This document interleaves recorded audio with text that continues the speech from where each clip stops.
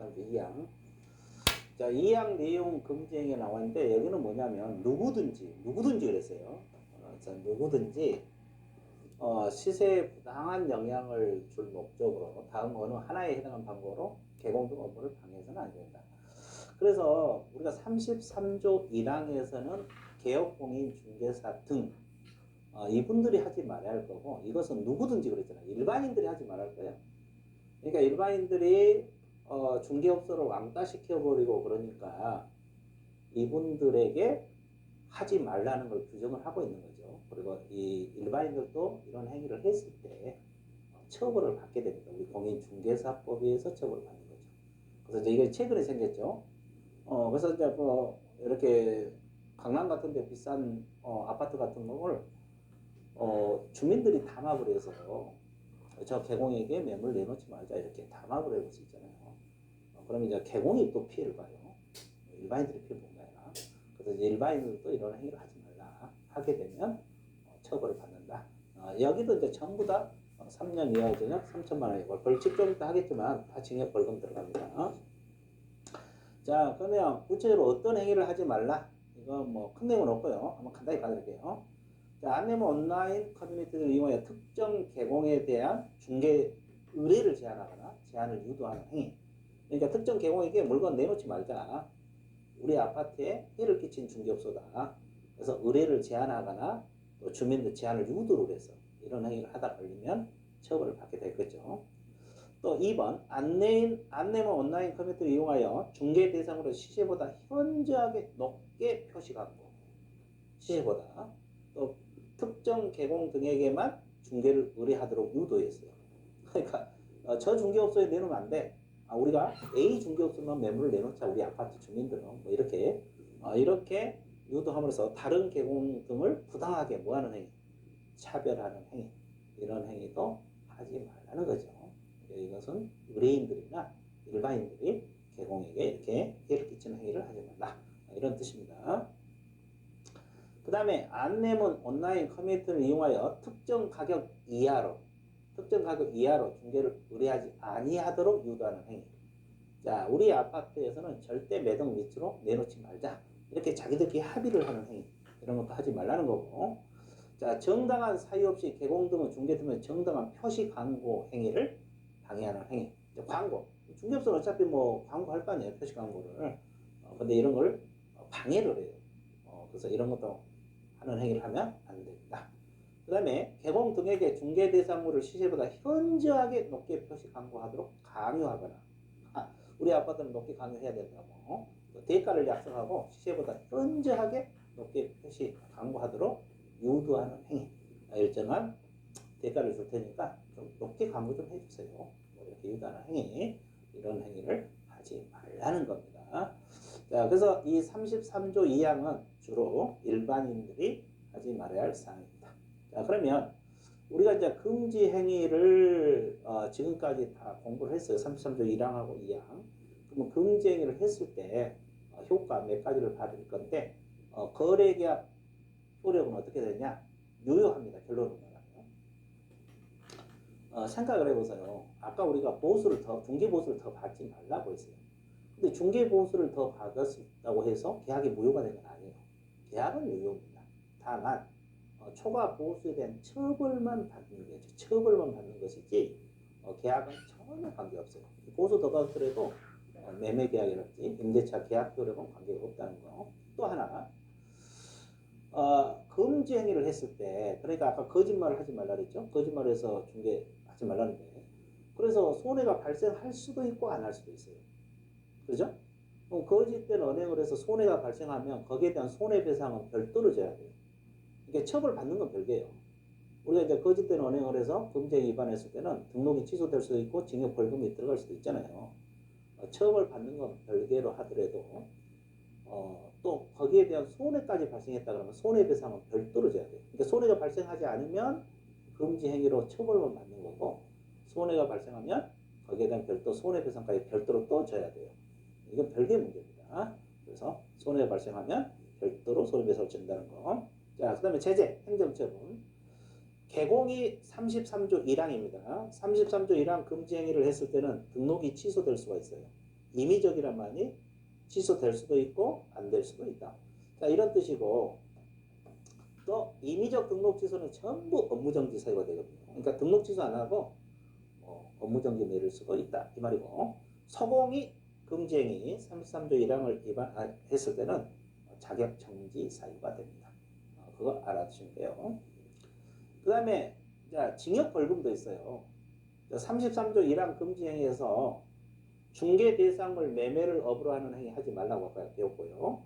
무등록업자하고 협조하지 말라는 거 배웠고, 보수실비 더 받지 말라는 걸 배웠어요. 그리고 거짓된 언해, 그박그박 의뢰인의 판단을 거르치게 하는 행위. 이 네 가지 금지 행위를 위반했을 때는 1년 이하의 징역, 1천만 원 이하의 벌금 들어갑니다. 그래서 이제 이거 어차피 우리 과목에서는 이 제재 외우는 게 문제거든요. 엄청 많아요. 한두 개 아니잖아요. 그래서 1년짜리는 그래서 내가 이제 이것은 금지행위 파트는 두 문자로 공부하도록 이렇게 했어요. 매, 무, 보, 거 이렇게 암기해보세요. 매매를 업에서 매, 무등록업자와 협조해서 무, 보수실비 초과해서 보, 거짓된 언해에서 거. 자, 매무 보고 이 네 가지를 위반했을 때는 1년 이하의 징역, 1천만 원 이하 벌금. 그리고 아까 이야기했잖아요. 앞쪽에서 이걸 위반했을 때 개업공인중개사가 위반하면 임의적 등록 취소, 등록 취소 사유로 되고, 그 다음에 소속공인중개사가 위반하면 징역 벌금도 되지만 자격정지. 방금 앞쪽에서 공부한 거잖아요. 자, 이런 내용이에요. 그러니까 이렇게 제재 공부하는 게 관건인데 이렇게 머릿속에서 그냥 바로바로 나와야 돼요. 그래서 1년짜리는 메모 보고 이렇게 한번 공부를 해보세요. 자, 그 다음에 3년 이하 징역 3천만 원 이하 벌금 사유가 있어요. 자, 3년짜리 있잖아요. 아까 다 공부했던 건데, 3년짜리 3년 이하 징역 3천만 원 이하 벌금은 분양 임대 등과 관련 있는 증서, 중개를 해도 걸리고 매매를 업으로 해도 걸린다고 아까 공부했어요. 그래서 여기서는 이제 관 이거 두 문자. 그 다음에 우리가 앞쪽에서 직접 거래하거나 쌍방대리 하지 말라 그랬죠? 이거 하다 걸리면 3년하고 3천 직상. 그 다음에 미등기 전매등 투기조장 있잖아요. 투기조장. 통틀어서 투기조장. 그래서 관직상투 이렇게 안겨보세요. 3년하고 3초이고, 그 다음에 최근에 시설된 거, 거짓으로 거래가 완료된 것을 꾸미는 등 시세에 부당한 영향을 주거나 줄 우려가 있는 행위에서 시. 그 다음에 단체를 구성해서 단체 구성은 외의자를 왕따시키는 거. 그래서 시, 단 이렇게 안겨보세요. 앞에서 공부 다 했던 내용입니다. 그래서 관직상투, 시, 단 이렇게 안겨보세요. 이건 3년하고 3천짜리요. 이제 우리가 이 금지행위 파트 벌칙도 많잖아요. 그래서 매무 보고는 1년하고 1천. 관직상투, 시, 단 이렇게 안겨보세요. 이건 3년하고 3천입니다. 그리고 방금도 얘기했지만 행정처분은 이것도 마찬가지. 개업공인중개사가 위반하면 임의적 등록 취소. 임의적 등록 취소는 전부 다 업무정지가 될 수 있다고 했습니다. 그다음에 소속공인중개사가 위반하면 자격정지 사유가 될 수가 있다. 이렇게 공부하고 있습니다. 그래서 이제 매무보고 관직상투 시다. 이렇게 공부해봐요. 워낙 제재가 많기 때문에 이렇게 공부를 해보시면 되겠습니다. 그리고 이제 33조 2항 방금 이건 일반인들이 개공 왕따시키는 거 이것도 다 3년하고 3천이에요. 3년하고 3천. 33조 2항은 두 문자로 하지 않더라도 이거요. 다 안 내면 온라인 이런 단어 나오면 전부 다 3년하고 3천이에요. 공부 좀 하다 보면 저건 두 문자를 할 필요도 없어요. 두 문자 외우기 더 힘들어. 이런 것은 그냥 일반인들이 개공들을 해를 끼쳤을 때 33조 이하는 무조건 3년 이하 징역 3천만 원 이하 벌금 사유만 됩니다. 이렇게 정리를 해봤습니다. 그 다음에 이제 이 부동산 거래질서 교란행위 신고센터를 운영을 합니다. 하다 이제 중개업소에서 부동산 거래질서를 교란한다 할지 이런 또 일반인들이 그런다 할지 이렇게 문제가 많이 생기잖아요. 그래서 부동산 거래질서 교란 행위 신고센터를 운영하는데 그 주체가 운영자가 국장이에요. 국장. 국토교통부 장관이 거래일서 교란 행위를 방지하기 위하여 신고센터를 설치 운영할 수 있다. 그래서 교란 행위 운영 주체, 신고센터 설치 운영 주체는 국토교통부 장관이란 말 알아두시면 되겠어요. 그럼 이 신고센터에서는 주로 어떤 업무를 수행하느냐? 자, 부동산 거래일서 교란 행위 신고 접수 및 상담을 해줘요. 접수 받고 또 상담도 해줘야 될 거 아니에요? 또 신고 사항에 대한 확인, 또 시데이터 등록관청의 신고 사항에 대한 조사 및 조치 요구. 등록관청 시도에게 조사하고 조치를 좀 해달라. 자, 그리고 신고인에 대한 신고사항 처리 결과를 통보를 해줘요. 이렇게 처리했다. 이런 것은 이제 신고센터에서 운영을 하는데, 사실 국토교통부 장관이 이런 일 하고 있겠어요? 안 하겠죠? 위탁을 해요, 위탁. 그래서 국토교통부 장관이 대통령이 정하는 기관에 위탁을 해서 하는 거지. 위탁을 해서 장관이 신고센터 설치 운영. 주체는 국장입니다. 위탁해서 하는 거라는 거 알고 계시면 되겠습니다. 자, 그래서 이제 우리가 금지 행위 다 공부를 했어요. 하지 말아야 할 사항. 그래서 금지 행위는 부작위임을 한 거, 하지 말아야 할 내용을 우리가 공부를 했습니다. 자, 그러면 이제 지금부터는 6절 손해배상하고 의무보증 설정 파트로 들어가는데, 이 파트도 이제 꼭 한두 문제씩 출제가 되고 있죠. 되고 있는데, 이 파트는 공부를 하면 그냥 누구나 맞출 수 있어요. 근데 이제 뭐가 문제냐면, 지문을 잘 못 잡아내서 자꾸 틀리게 돼요. 내용은 다 들어서 아는데, 이 문장을 잘못 잡아내서 자꾸 틀리는 거예요. 그러니까 이 파트는 뭐 내용도 일단 들어야 되고, 나중에 문제 풀이할 때 문제도 좀 풀어보셔야 돼요. 어떤 걸 속여서 출제를 하는가. 지문을 못 잡아서 틀린 경우가 종종 있어요. 그럼 이 파트가 무슨 파트냐? 자, 간단히 봐드릴게요. 자, 갑하고 을하고, 자, A라는 개업공인중개사가 있어요. 이제 우리가 보면 모든 게 이걸로 다 부착이 되죠. 그래서 이제 이 개업공인중개사가 이 매물, 건물입니다. 건물을 중개할 때, 이 물건을 다 조사해서 설명을 해서 이 사람에게 매수하게 하는 거죠. 근데 개공이 조사를 잘못해서 고의가 됐건, 과실이 됐건, 기책 사유가 있는 거잖아요. 그래서 이 사람이 중개를 했는데, 이 사람이 건물을 샀거든요. 근데 이 건물의 하자가 심해서 손해가 1억 2천만 원이 발생했다고 가정을 해볼게요. 자, 그러면 지금 누구 잘못 때문에 손해가 발생했느냐? 이 개업공인중개사, 이 사람 잘못해갖고 좀 손해가 발생했어요. 장장 1억 2천만 원. 그러면 물건을 산 매수인은 화가 나죠? 그럼 이제 어차피 손해라도 배상 받아야 될 거 아니에요. 왜? 이 개업공인 잘못했으니까. 그러면 이때 개업공인중개사는 얼마 손해배상을 해줘야 되냐? 다 해줘야 돼요. 손해 난 만큼. 1억 2천을 다 해줘야 돼요. 1억 2천만 원. 손해 난 만큼 손해배상을 다 해줘야 돼요. 근데 돈이 없으면 법에서 해달라 해도 못하는 거죠. 볼 때까지 기다려야 되는데. 그러니까 이제 뭘 하는 거예요? 보험 들어가는 거예요. 업무보증 설정에 보험 드는 거예요. 보험 들어라. 그래서 이제 좀 더 공부하겠지만, 공인중개사인 개업공인중개사는 보험을 1억 이상 설정을 해요. 그럼 보험 1억 들었다고 가정을 해볼게요. 보험 1억 들었어요. 보험 1억 들었다. 그러면 일단 이 피해자가 지금 손해가 1억 2천 발생한 거잖아요. 그러면 일단 보험회사를 상대로 1억 청구해서 받아낼 거 아니에요. 어차피 보험회사는 1억까지밖에 안 해줄 거예요. 보험 최대 한도가 1억이니까. 그럼 이제 이 사람은 1억을 해결됐어요. 1억 2천 중 1억 해결되고 2천만 원이 남았거든요. 그럼 피해 의뢰인은 직접 개업공인중개사에게 나머지 2천만 원을 청구할 수 있어요. 일단 이 사람은 1억 보험회사로 받아내고 나머지는 개공에게 직접 청구해요. 그러면 이제 개업공인도 배상을 해줬다면 이 사람은 1억 2천 다 해결됐네. 피해자는 다 해결됐죠? 그럼 이제 보험회사는 지금 보험회사 보증기관이잖아요. 보증기관에서는 지금 개업공인중개사 잘못 때문에 1억을 배상해 준 거잖아요. 그럼 보험회사는 개업공인중개사에게 갚으라고 할 수 있어요. 이거 부상한다 그랬죠? 부상한다. 부상권을 행사할 수 있다고. 그러면 결론적으로는 개업공인중개사는 손해배상을 다 지게 되는 거죠. 그죠? 그러면 우리가 보통 보험은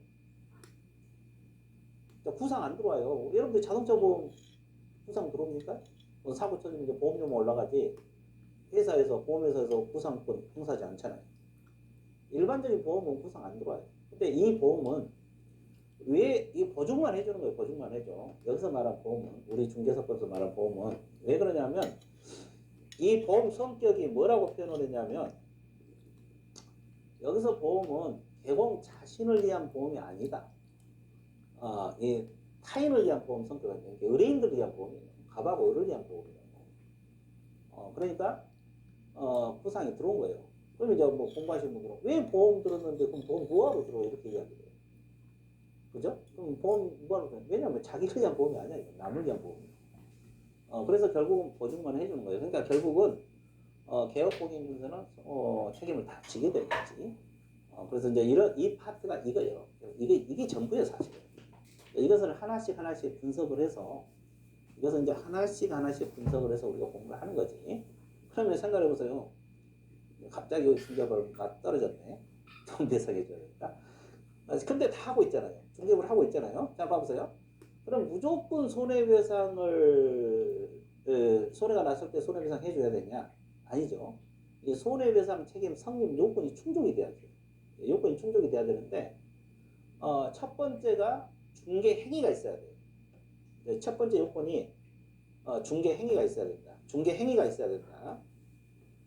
중개 행위가 뭐예요? 알선해 준 거잖아요. 이렇게 알선해 준 거. 이 중개 행위가 없으면 손해배상 책임이 성립되지 않겠죠. 이게 여기서 말한 손해배상은 중개 행위와 관련된 손해예요. 그럼 예를 들어서 뭐 도로교통법이랄지 다른 법에 의해서 손해가 발생했다. 이건 우리 중개사법상 손해 문제가 아니라고. 우리 중개사법에서 손해배상은 중개와 관련된 거, 중개행위와 관련돼서 손해가 났을 때 손해배상 책임을 진다는 거 알고 계시면 되겠고, 그 다음에 두 번째 요건이 개업공인중개사 기책사유가 있어야 돼요. 잘못이 있어야 된다 이 말이에요. 뭐 구체적으로 어떤 기책사유냐? 개업공인중개사나 고용인은 고의 또는 과실이 있어야 돼요. 그러니까 이 사람이 고의로 손해를 끼쳤건 과실로 손해를 끼쳤건 이 고의 과실이 있어야 돼요. 고의 과실이 없이 손해가 났다 그러면 손해배상 문제가 발생하지 않아요. 손해배상 발생하지 않습니다. 그러면 이제 여기서 고의는 손해 날 것을 알고 있는 상태에서 중개해 준 거고, 과실은 부주의 때문에 몰라서 하자를 설명하지 못해서 손해가 난 거예요.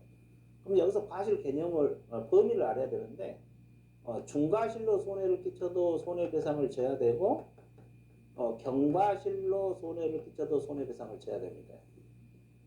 그러니까 중과실, 경과실 다 손해배상 문제가 발생한다는 거 알아두시면 되겠고, 그 다음에 2번이 뭐냐면 중개사무소를 다른 사람은 중개행위 장소로 제공했다. 이 말은 뭐냐면 개공인 사무소를 빌려줬다는 거예요.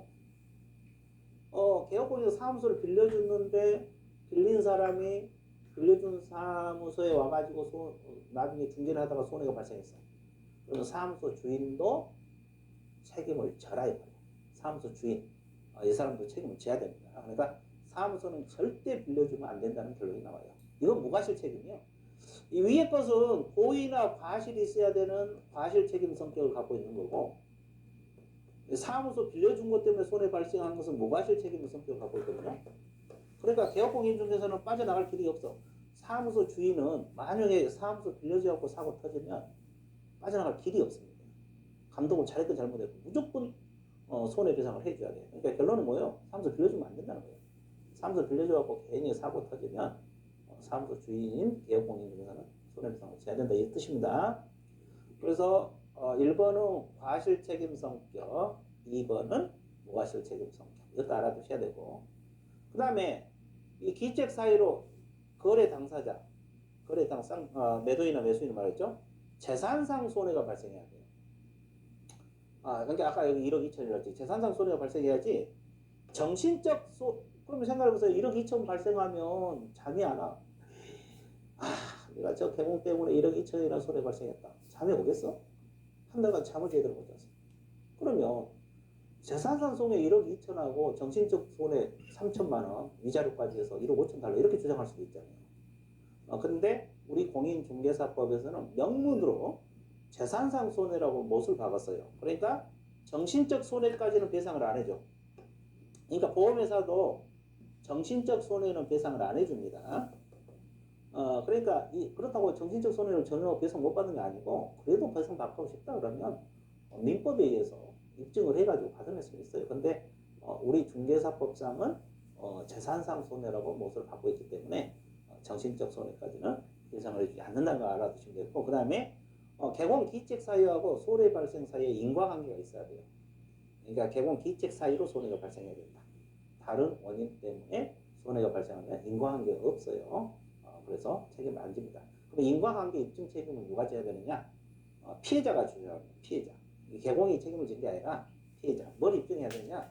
고의 과실에 대한 입증, 손해에 대한 입증. 그러니까 이 사람이 지금 이 칠판에서는 을이 손해가 난 거잖아요. 그러면 이 사람이 다 입증을 해야 돼요. 손해 1억 2천만 원 발생했다는 것도 손해도 입증을 해야 되고, 개공이 고의 과실 잘못했다는 것도 입증해야 되고, 또 누구 때문에 손해 발생하고 이걸 다 입증을 해야 돼요. 이 사람의 피해자가 입증을 해내야 된다는 거죠. 그래서 이제 손해배상을 받아낼 수 있는 거고, 개업공인중은 손해배상 치는 거고, 이런 원리가 되는 겁니다.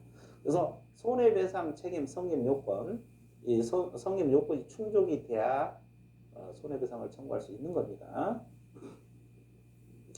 자, 그 다음에 손해배상 책임 보장에서 이 보증 설정 시기가 나와 있어요. 자, 여기 실제 시기 우리가 잠깐 봐드릴까요? 우리가 앞에서 배웠던 거 잠깐 봐드리면 이겁니다요.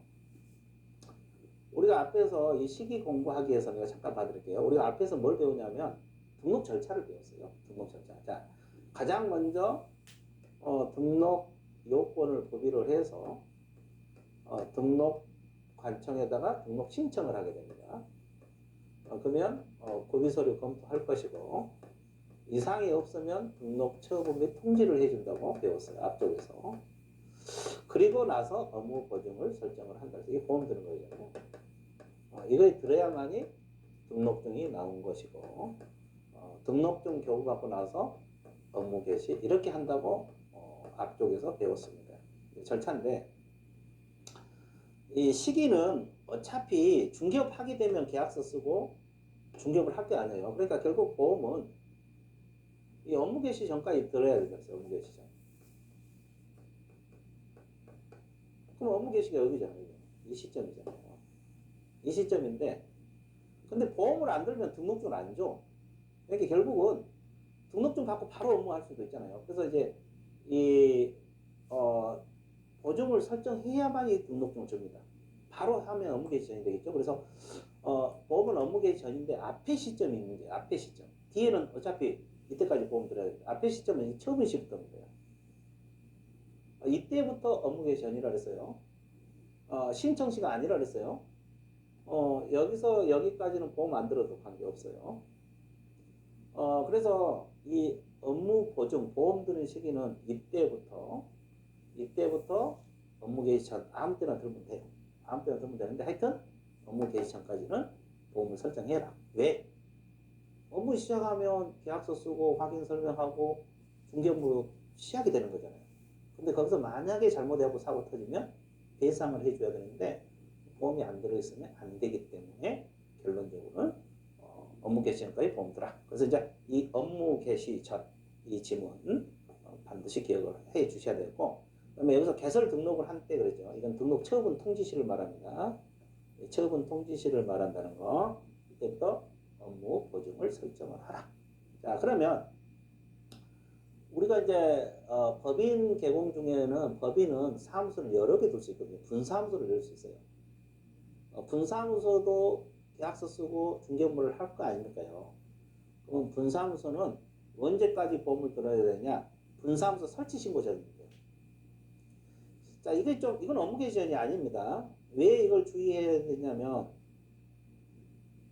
분사무소 설치할 때는 미리 보험을 들어가지고 보증 설정 증명 서류를 신고할 때 갖다 제출을 해야 돼요. 보증 설정 증명 서류를 분사무소 설치 신고할 때 그 등록 관청에다 제출을 해야 되기 때문에 이 분사무소 같은 것은 분사무소 설치 신고 전에 보험을 들어가는 거예요. 좀 특이하죠? 업무개시전이 아닙니다. 그리고 이제 특수법인, 지역농협이랄지 지역산림조합, 이 특수법인도 보험 들어야 되거든요. 중개업을 하려면 무조건 보험 들어야 돼요. 그럼 특수법인도 어차피 업무개시 전까지 보험을 들어야 돼요. 여기도 이제 중개업무를 하게 되면 사고 터지면 안 되니까 업무개시. 그러면 결국 뭐예요? 다 업무개시 전인데 분사무소만 분사무소 설치 신고 전까지 보험 들어라, 이런 원리가 되는 거예요. 자, 다 보험은 업무개시 전인데 분사무소는 분사무소 설치 신고 전까지 보증을 설정하라, 이런 원리가 되는 겁니다.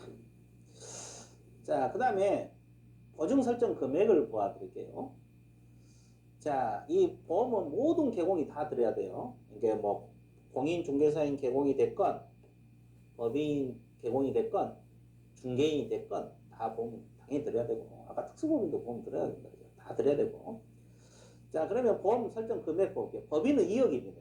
앞에서도 조금 언급했을 거예요, 우리가. 법인은 2억 원 이상. 어차피 많이 들은 건 관계없습니다. 이상 2억 이상은 당연한 거니까 일단 2억을 하시면 되겠고. 근데 이제 그 법인은 분사무소를 낼 수 있다 그랬잖아요. 그러면 분사무소 하나 낼 때마다 1억 추가 설정해야 돼요. 추가 1억 원 이상 추가. 분사무소 하나 낼 때마다. 분사무소 하나 낼 때마다. 그러면 이걸 잘 봐볼게요. 이 법인이 뭐 주사무소 하나 있고, 분사무소, 여기도 분사무소. 그럼 분사무소가 3개고 주사무소가 하나다 가정을 해봐요, 이 법인이. 그럼 보험 얼마 들어야 되겠습니까? 주사무소 2억 들어야 돼요. 이거. 여기 보험 2억에다가 이거 하나 낼 때마다 1억이에요. 하나 낼 때마다. 그러면 결론적으로는 지금 이 법인은 사무소 총 4개잖아요. 주사무소 하나, 분사무소 3개. 그럼 총 얼마 들어야 돼요? 5억 이상 들어야 돼요. 5억 이상 들어야 된다는 거죠. 분사무소 3개면. 분사무소 3개면. 그러니까 이 주된 사무소 2억 보험 들었다가 사무소 하나 낼 때마다 추가로 1억씩 설정해야 되니까. 자, 그래서 분사무소 1억 추가 설정. 지역농협이죠, 특수법인. 특수법인 지역농협은 보험 1,000만 원이에요. 좀 특이하죠, 이것도. 그리고 이제 뭐 지역산림조합이랄지 한국자산관리공사 이런 거 있잖아요. 나머지 것들. 나머지 특수법인은 2억이요. 자, 여기서 주의할 거 봐보세요. 두 가지. 이 특수법인은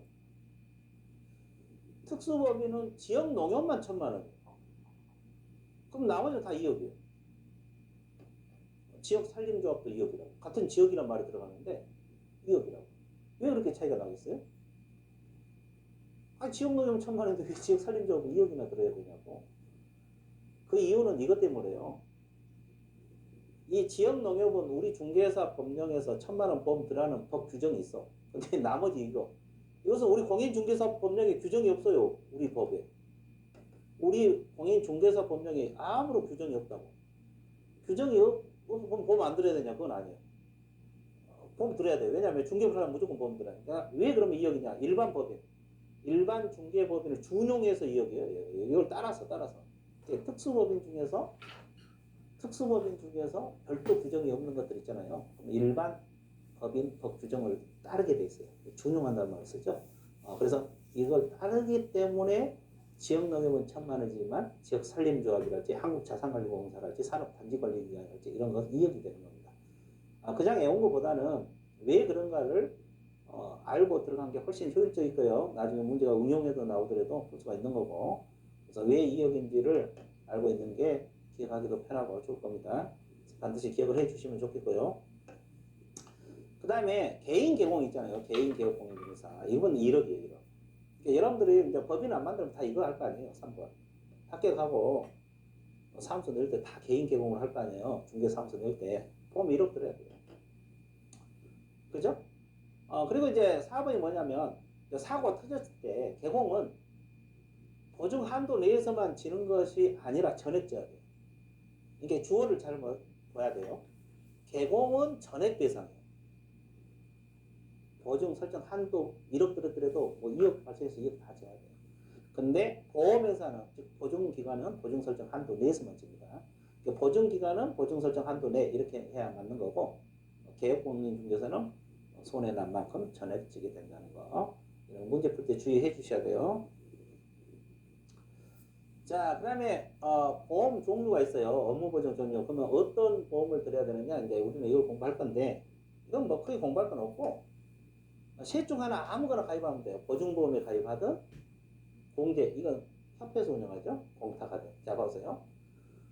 보증보험, 우리가 보험 드는 거 똑같아요. 보증보험 회사가 있어요. 여기서 보험료 내고 보험 드는 거예요. 그죠?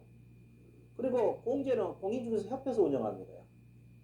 협회 회원들끼리 부조를 목적으로 설립되는 거죠.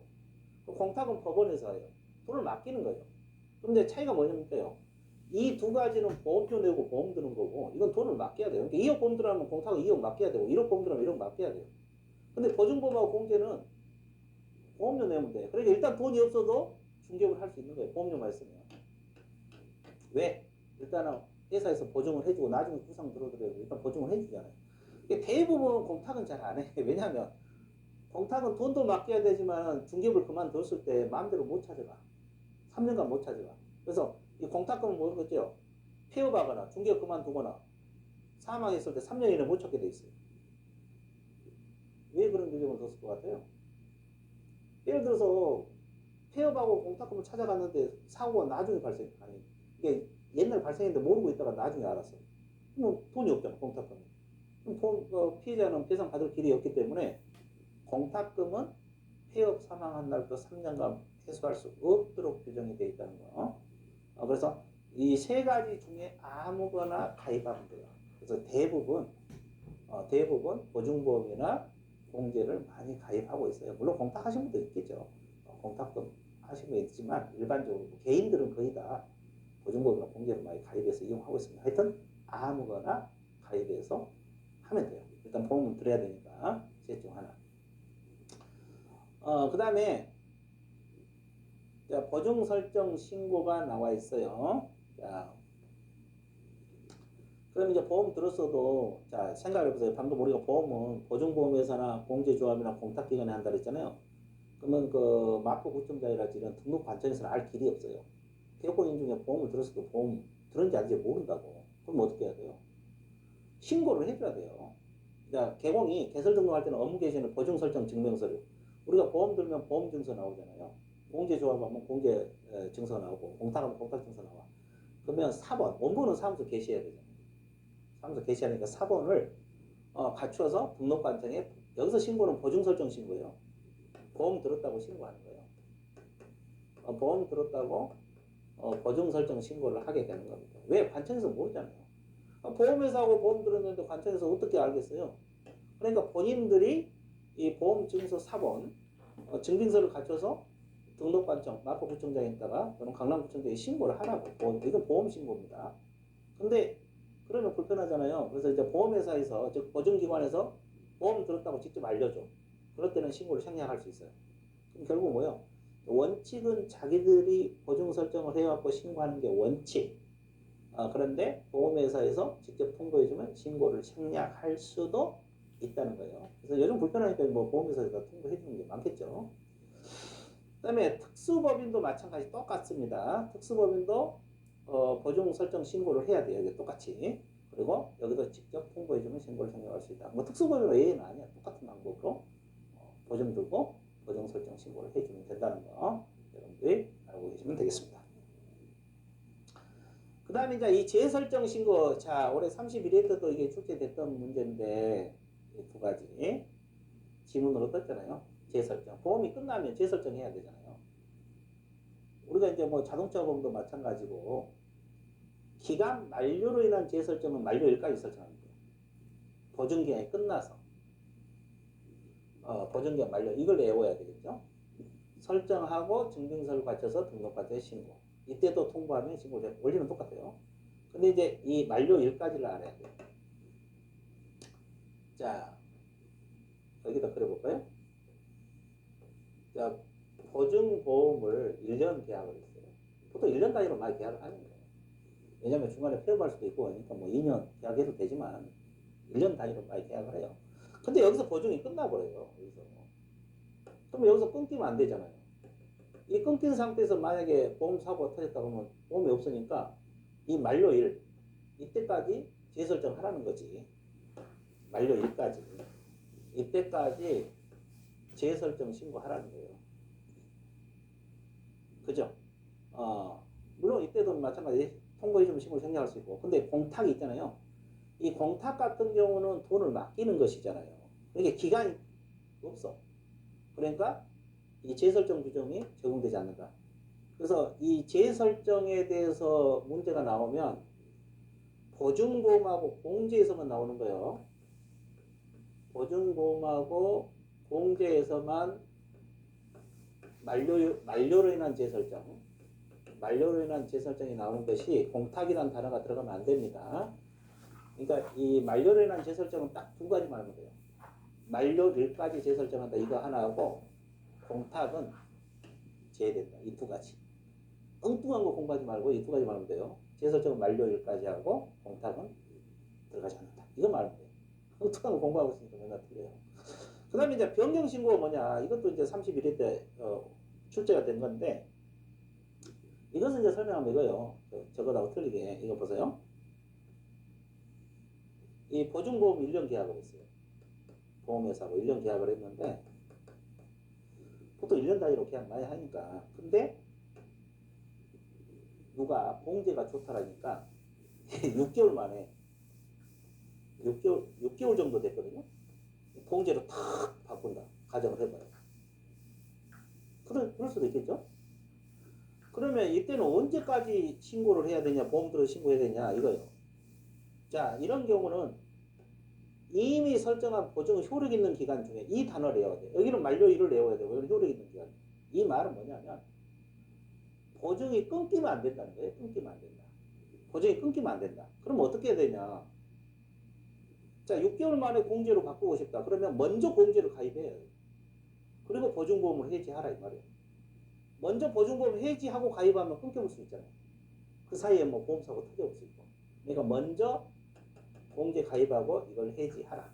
그러면 끊기지 않는다. 그 효력 있는 기간 중 이때 신고해야 돼요. 그래서 딱 공부하는 방법은 재설정은 만료일 공탁은 받는다. 이거 하고 중간에 바뀌는 것은 효력 있는 기간 중 이 단어를 머릿속에 넣어주시면 돼요. 근데 이 단어가 암기가 안 돼. 수험생들을 보면 잘 암기가 안 돼. 그러니까 맨날 틀려.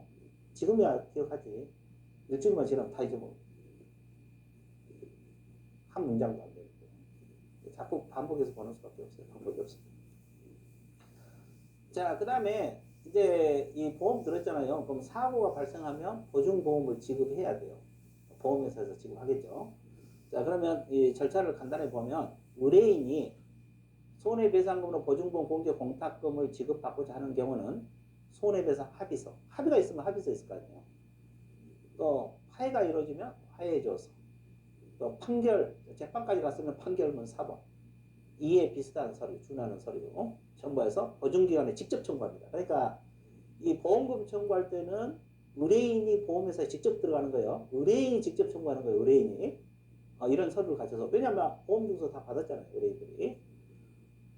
그리고 이제 보험회사에서 배상을 해줬잖아요. 그죠? 15일 이내 이거 외워야 돼요. 보증보험 공제는 다시 가입해야 돼요. 왜냐하면 보험회사에서 보험금 지급하면 보험계약이 자동 해지. 그럼 보험 안 들어오는 거랑 마찬가지죠. 그러니까 15일 이내 보험 다시 들어가. 그리고 공탁은 보존하라. 이거 주의해야 돼요. 보증보험하고 공제는 다시 가입. 왜? 보험계약이 해지됐으니까 다시 가입이고 공탁은 맡긴 돈에서 지금 배상을 해준 거잖아요. 맡겨놓은 돈에서. 그러니까 그걸 부족액을 채워 넣는다. 이거 보존이라고 해요. 보존이라는 단어를 잘 모르시는 분 있는데 채워 넣는다고 해요. 근데 지급액을 보존한 게 아니에요. 부족액입니다. 이 지급액하고 부족액은 같을 수도 있고 다를 수도 있어요. 그러니까 만약에 시험에 지급액을 보존한다 이런 질문은 틀립니다. 공탁은 부족한 만큼을 보존해 주는 거예요. 그리고 보증보험과 공제는 보험료 내고 보험 가입한 거잖아요. 보험금 지급되면 계약 해지니까 다시 가입. 둘 다 15일이에요. 공탁도 15일, 보증보험 공제도 15일. 15일 단어 머릿속에 넣어야 돼. 이 노란 분필은 다 머릿속에 넣어야 돼. 그 다음에 자, 개공이 고의 중과실의 중개행위로 손해를 입힌 경우에도 보증기관에 보증금 청구할 수 있다. 보통 이제 보험회사들이 많이 잘못하면 보험 배상 안 해주고 고의로 사고 치면 보험 안 해주잖아요. 근데 우리 중개사법에는 고의로 사고 치든 중과실로 손해 치든 배상해 준다는 거예요. 일반 보험하고 이런 게 좀 차이가 있는 거지. 그래서 이제 이런 거 좀 알아두시면 돼요. 판례도 중과실에도 공제금 지급에 따라서 본질에 반하지 않는다. 이렇게 판결이 나오고 있어요. 자, 그 다음에 보증금 청구는 보증보험금 청구 당시의 보증기관에 행사하는 것이 아니고 청구 당시의 보증기관이 아니고 중개행위 당시의 보증기관에 행사한다. 그것도 대단히 중요합니다. 왜 이런 현상이 발생하겠어요? 왜 이런 문제가 발생하느냐? 왜 이런 문제가 발생하느냐? 봐보세요. 자, 보증보험에 가입했다가 이렇게 공제로 아까 바꿀 수 있다 그랬잖아요. 변경할 수 있어요. 그러면 의뢰인하고 이 중개 행위를 할 당시에는 이거죠? 여기 이 지문 중개 행위를 할 당시라래 여기 이때는 분명히 개업공인중개사가 보증보험에 가입이 됐었거든요. 근데 이 사람이 손해를 나중에 알았어. 그러니까 계약할 때는 몰랐어요. 손해를 1년 후에 알고 보험금을 청구하려고 보니까 공제조합으로 바뀌어있네. 손해를 나중에 알았다니까. 그리고 이제 보험금 청구하려고 보니까 공제조합으로 바뀌어있어요. 그러면 이 피해자는 어느 보험회사에다 청구했냐 이 말이에요. 이거 이 문제거든요. 이 중개행위 당시 보증기간 여기다 청구하라 이 말이에요. 보증보험에다가. 여기다가 보험금 청구하는 겁니다. 여기다가 이 공제조합에다 청구하는 게 아니고 이 지문이거든요. 그러니까 이 보험이 바뀔 수가 있으니까 이런 문제가 발생해요. 보험이 안 바뀌면 이런 문제가 발생하지 않잖아요. 바꾸고 난 다음에 보증기간이 바뀔 수 있으니까 피해를 입은 피해자는 중개행위를 할 당시 이 보험회사에다 청구하는 것이지 이 청구 당시 보증기간 손해를 안 때 여기다 청구한 게 아니다 이 말입니다. 중개행위를 할 당시 보험회사에다가 손해배상 청구한다 이렇게 보증기간 청구한다 이렇게 머릿속에 넣어주시면 돼요. 그 다음에 이제 5번도 이거 시험에 자주 틀리는 지문 중에 하나입니다. 그래서 항상 수업에는 강조를 하고 있는데 개업공인중개사는 중개가 완성된 이 지문이 중요해요. 완성된 때 이것도 중요하고 쌍방에게 쌍방이라는 뜻이에요. 거래 당사자라는 것은 이 쌍방 손해배상 책임회가 보장 금액 보험 얼마 들었냐 이 말이야. 1억이냐 2억이냐 그리고 어느 보험회사냐 그 소재지는 어떻고 몇 년 보험 들었냐 이걸 설명을 해야 되고 그 증서 있어요. 보험증서 사본을 줘야 돼요. 거래 당사자 양쪽 다 줘야 돼요. 양쪽 다 설명하고. 근데 왜 이게 자주 틀리냐면 우리가 앞에서 확인 설명 배웠잖아요. 확인 설명은 취득의뢰인에게만 설명하거든요. 근데 이 보험 설명은 양쪽 다 설명하는 거예요. 쌍방. 그리고 확인 설명은 중개가 완성되기 전에 한다 그랬어요. 전에 한다고 배웠어요. 근데 보험 설명은 완성된 때. 완성이 뭐예요? 계약 체결할 때. 계약 체결할 때 설명하는 거예요. 그러니까 이것이 앞에서 배운 내용하고 이렇게 다르기 때문에 자주 틀리게 돼요. 보험 설명은 완성되기 전에 한 거라 완성된 때 이거 중요하고 또 우리가 일반적인 확인 설명은 취득 의뢰인에게만 하는데 보험 설명은 쌍방에게 한다는 거 보험 증서 준 것도 쌍방에 줘야 된다는 거 그래서 이게 상당히 중요하고 자주 틀리니까 그래요. 그리고 이걸 위반했을 때는 업무정지가 아니라 100만 원 이하 과태료 사유입니다. 100만 원 이하 과태료 사유란 것도 주의 깊게 공부를 해주셔야 돼요. 근데 보통 이거 업무정지를 찍기 쉽거든요. 근데 그게 아니고 100만 원 이하 과태료. 그래서 이제 이 지문 뭐 2줄, 3줄밖에 안 되지만 자주 틀려요. 지문이 많다 해서 안 틀린 게 아니고 지문이 작더라도 이거 정확하게 찍지 않으면 틀리게 돼요.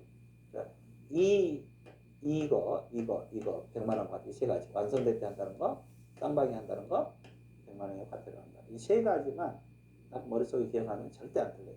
선배들은 그걸 안 해. 1년 공부해도 이거 못 잡고 세 줄밖에 안 돼요. 자 그러면 이제 제재를 한번 볼게요.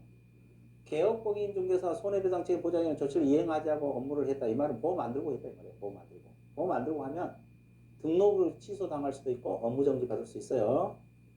보험 안 들고 있으면 임의적 등록 취소 사유입니다. 취소할 수 있다에 다 걸려서 임의적입니다. 그리고 방금 내가 이야기했잖아요. 그 세 가지. 설명하지 않거나 증서 사본을 교부하지 아니한 경우는 업무정지가 아니라 100만 원의 과태료라고 방금 쌍방에 설명하고 양쪽에 증서를 줘야 되는데 그거 위반했을 때 100만 원의 과태료, 업무정지가 아니란 거. 자, 이거 두 가지 제재를 받습니다. 그래서 보험 관련상 제재까지 공부를 해봤습니다. 자, 그 다음에 이제 7절이 나와 있잖아요. 이것이 이제 계약금 등의 반환 채무 이행 보장제도 이겁니다. 계약금 등의 반환 채무 이행 보장제도. 이제 이 계약금 등의 반환 이 지문을 머릿속에 넣어야 되는데 이것이 반리편에서 예치 공고제도. 예치 공고. 자, 이거 간단하게 설명드릴게요. 간단하게 설명하고 이제 내용 봐드릴게요. 이게 뭐냐면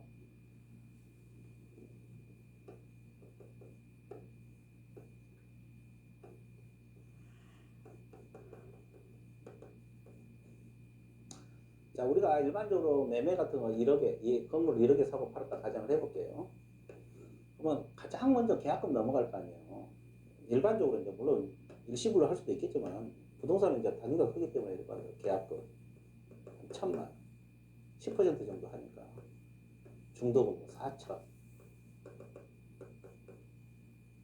나머지 잔금 이렇게 들어가요. 나머지 5천이 되겠죠? 근데 생각해봐요. 이 매도인이 계약금하고 중도금 받아먹어. 이거 두 가지 받아먹어서 5천 아닌데? 이걸 받아먹고 잔금 안 넘어갔으니까 소유권 안 넘겨지겠죠? 그래놓고 이중매매 해버려요. 3자 병에게 팔아먹고 도망가 버려요.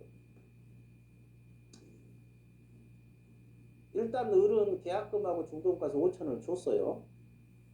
근데 이제 갑은 당연히 나머지 5천 안 들어왔으니까 소유권 안 넘겨주겠죠? 그런 상태에서 병이 나한테 팔아라한테 사고 팔고 여기서 돈 다 받아먹고 등기까지 넘겨주고 가버려요. 그럼 을은 5천만 원 날린 거 아니에요? 그래서 이런 걸 방지하기 위해서 개업공인중개사는 거래 당사자에게 거래 계약이 완전히 끝낼 때까지 이 계약금 중도금 이런 잔금까지도 가능해요. 예치를 공고할 수 있어요. 갑하고 을에게, 거래 당사자에게. 근데 이것은 의무사항이 아니에요. 그래서 중개업소에서 지금 뭐 예치 공고한 사람이 많지 않죠. 왜? 법에서 하해야 한다 그랬으면 안 할 수가 없지. 제재가 떨어졌으니까. 근데 이거는 하해야 한다가 아니라 할 수 있답니다. 그래서 예치 공고는 하해야 한다가 아니라 할 수 있다. 이거 명심해 주셔야 돼요. 개공은 거래 안전보장을 위해서 필요하다고 인정하는 경우에는 계약 이행이 완료될 때까지 이 계약금 중도금 잔금을 거래 당사자에게 예치하도록 공고할 수 있다. 이게 중요해요. 하해한다가 아니에요. 그러면 예치 공고하더라도 갑하고 을은 예치할 의무도 없어요. 나 그거 불편해서 못하겠다. 할 수 있다 그러니까 지금 중개업소에서 예치 공고 많이 안 하잖아요. 아주 뭐 큰 뭐 물건 단위가 크면 모를까 이 개인 사무소에서는 거의 예치 공고 안 하잖아요. 예치 공고 하도록 만들려면 아예 하해한다 이렇게 법을 바꿔야 돼요. 안 할 수가 없잖아요. 그래서 할 수 있다. 그 다음에 이제 어느 기관에다 예치하고 누구 명의로 예치해야 되냐 이제 이걸 공부를 하는 거예요. 예치 기간은 언제까지? 예치 명의자는 개공하고 대통령령이 정한 자입니다. 그럼 여기서 주의할 것이 이 개공 명의로도 예치할 수 있어. 근데 거래 당사자는 안 됩니다. 그러니까 매매 같으면 매도인 명의로 또는 매수인 명의로 예치 못합니다. 자, 매도인 명의로 예치했다는 것은 계약금 받았다는 소리고 매수인 명의로 예치했다는 건 계약금 안 줬다는 소리죠. 그럼 거래가 안 되잖아요. 그래서 이분들은 어차피 제3자인데 3자 중에서도 소속공인 중개사나 중개보조업 명의로도 예치 못해요. 그러면 개인은 오로지 개공 명의로만 예치 가능합니다. 개업공인 명의로 가능하고 그 다음에 대통령이 정한 자는 금융기관들이에요. 이건 안개하는 수밖에 없어요. 방법이 없어요. 자, 그러면 대통령이 정한 자가 어디냐? 은행법상 은행입니다. 자, 그 다음에 공제사업을 행하는 자, 공제사업자. 그 다음에 신탁업자. 그 다음에 보험회사입니다. 그다음에 채신관서예요. 우체국 말하죠. 그리고 이제 계약금만을 전문으로 관리하는 전문회사들이 있어요. 그러면 이것은 방법이 없어요. 암기하는 수밖에. 이거 이해를 해갖고 문제 풀 수 없는 거예요. 저건 암기 안 되면 못 풀어요. 그래서 내가 이제 이것은 암기사항으로 이게 지금 두 문자거든요. 은, 공, 신, 보, 채, 점 이렇게 암기하라고 그래요. 항상. 이건 두 문자로 한 게 나아요. 왜냐하면 이건 암기를 안 하면 문제를 풀 수가 없어요. 이해해갖고 풀 수 없는 거예요. 이거는 이게 우리가 공부할 때 암기할 건 암기해야 돼요. 이해할 건 이해하고 이해해서 암기할 거 있고 무조건 암기할 거 이건 무조건 암기하는 거예요. 이해할 것도 없어요. 그래서 이제 이런 것은 은행법상 은행 공제사업자 신탁업자 보험회사 채신관서 전문회사 그래서 이제 H명의자는 은공신 보채전입니다. 그리고 이제 개업공인 중에서 명의로 가능하고 명의자 알아야 되고 그러면 어느 기관에다 H하느냐 비슷해요. 명의자하고 거의 비슷한데 거의 비슷한데 이 금융기관입니다. 은행 대신 금융기관 공제사업자 신탁업자 똑같잖아요. 은행 대신 금, 공, 신, 등. 이 등 속에가 뭐가 들어가 있냐면 보험회사하고 채신관서가 들어있어요. 그러니까 H 명의자하고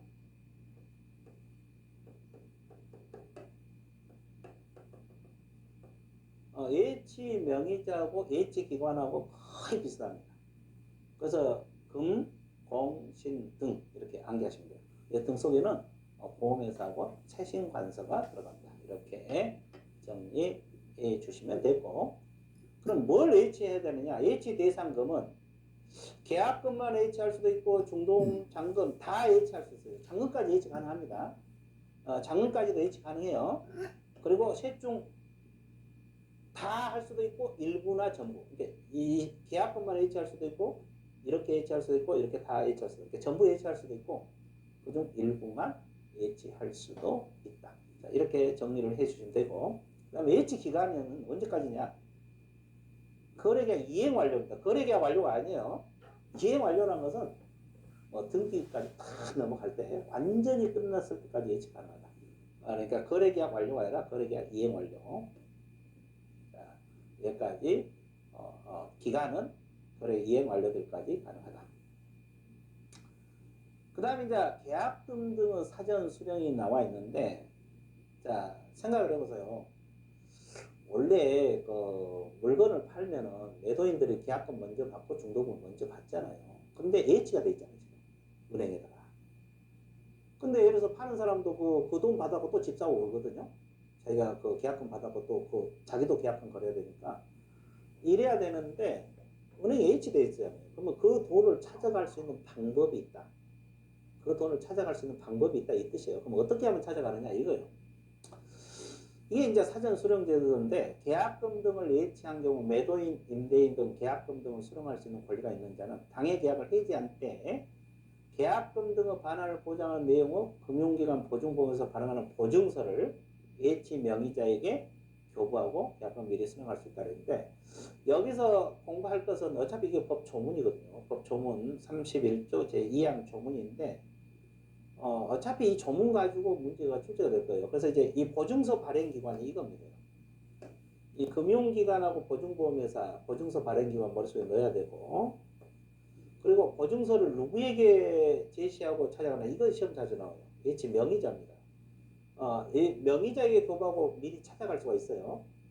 구체적인 내용은 나중에 설명할 거고 일단 이 금융기관하고 보증보험회사 발행한다. 보증서 발행기관은 금융기관하고 보증보험회사 이걸 머릿속에 넣어야 되고 그럼 이 보증서를 누구에게 제시하고 찾아가느냐 이거 이제 시험 자주만 H 명의자입니다. H 기관에게 제시한 게 아니에요.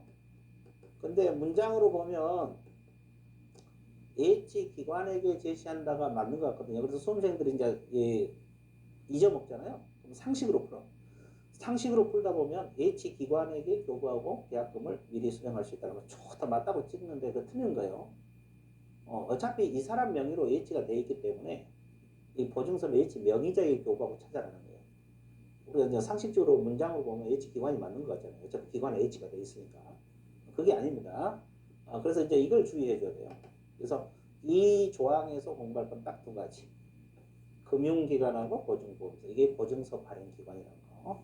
이 보증서를 H 기관에게 교부한 게 아니라 H 명의자에게 교부하고 미리 찾아갈 수 있다는 이 두 가지만 여러분들이 주의 있게 신경을 써주면 되겠다 이 말입니다.